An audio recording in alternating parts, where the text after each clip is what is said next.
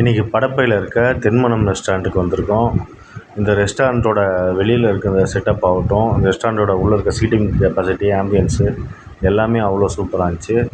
நம்ம இன்றைக்கி இங்கே வாங்கினது ஒரு வெஜ் மீல்ஸ், அதோட ரிவ்யூவை பார்க்கலாம்.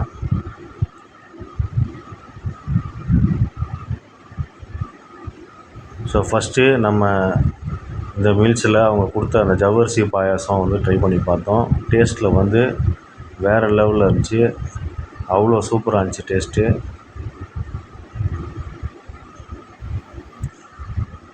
ஸோ ஃபஸ்ட்டு டைம் வந்து இந்த மாதிரி ஜவ்வரிசி பாயாசம்ன்றது ட்ரை பண்ணி பார்க்குறோம். டேஸ்ட் அவ்வளோ சூப்பராக இருக்குது. அதுக்கப்புறம் சாம்பார் ஊற்றி ட்ரை பண்ணி பார்த்தோம். சாம்பாரோட டேஸ்ட்டும் அவங்க கொடுத்த வாழைக்காய் வறுவல் கூட வத்தல் கொடுத்துருந்தாங்க, அதுவும் டேஸ்ட்டில் அவ்வளோ சூப்பராக இருந்துச்சு. சாம்பாரோட குவான்டிட்டியும் நிறையா கொடுத்துருந்தாங்க. சாம்பார் வந்து ஒரு மீடியமான ஸ்பைஸில் சாப்பிட்றதுக்கு அவ்வளோ சூப்பராக இருந்துச்சு.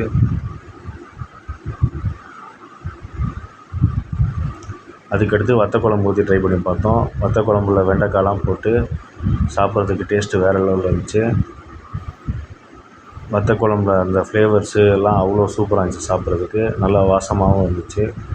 இந்த வத்தல் வாழைக்காய் வறுவல் கூடலாம் வச்சு இந்த வத்த குழம்பு வந்து சாப்பிட்டோம். டேஸ்ட் அவ்வளோ நல்லா இருந்துச்சு.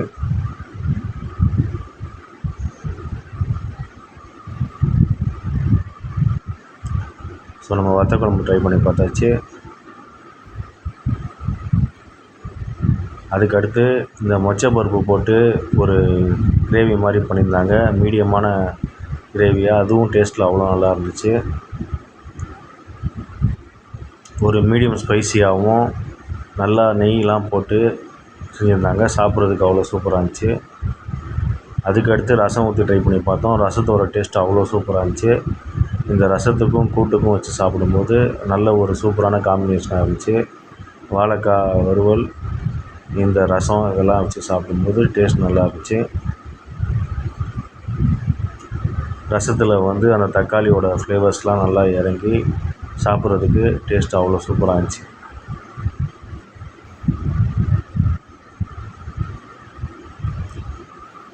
அதுக்கடுத்து மோர் ஊற்றி ட்ரை பண்ணி பார்க்கும்போது மோரோட டேஸ்ட்டும் அவ்வளோ சூப்பராக இருந்துச்சு.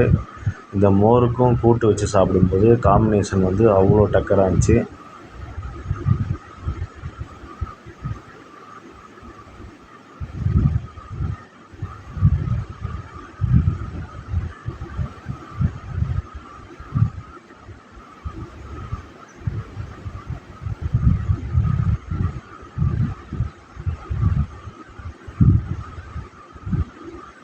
ஃபைனலாக நம்ம பொடி ஊற்றி சாப்பிட்டோம். அந்த பொடிக்கும் நெய் ஊற்றி சாப்பிட்டு பார்த்தோம். டேஸ்ட் அவ்வளோ சூப்பராக இருந்துச்சு.